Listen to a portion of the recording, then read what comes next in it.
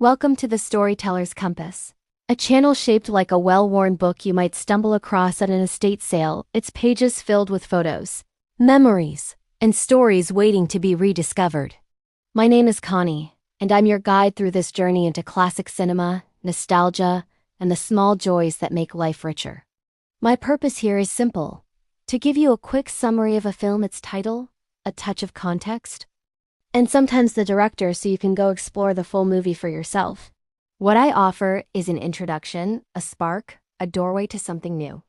But every now and then, I like to step back and talk about the things that shape our lives just as much as the movies we love. Today is January 15th, 2026.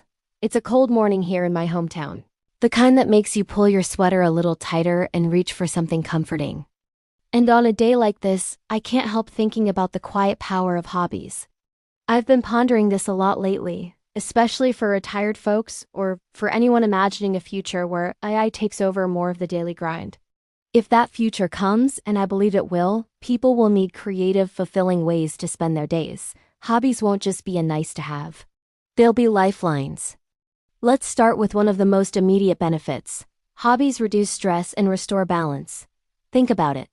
When you're completely immersed in something you love, whether it's painting, gardening, playing an instrument, or even building a model ship, your mind shifts away from the noise of the day.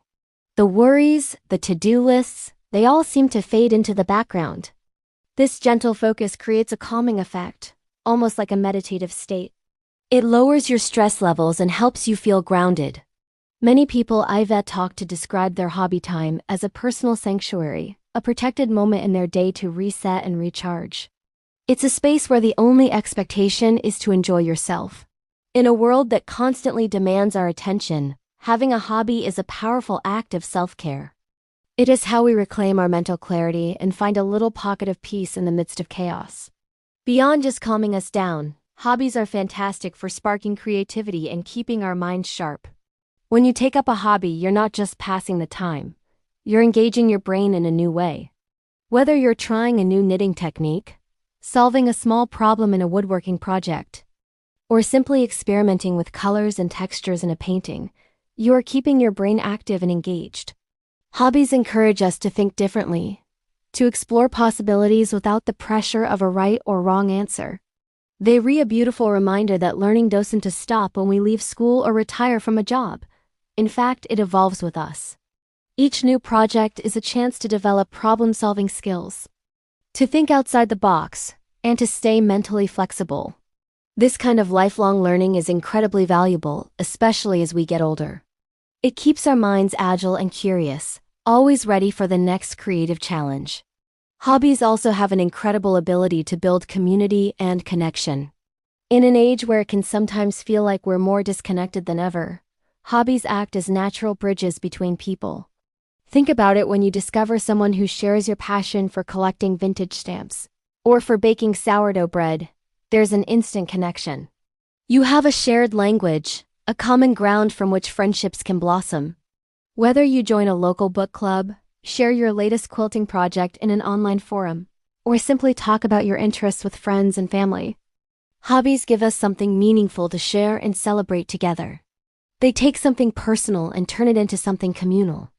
This sense of belonging is so important for our well-being. It reminds us that we're part of a larger story, connected to others through the things we love to create and do. Another beautiful thing about hobbies is how they boost our confidence and sense of personal growth.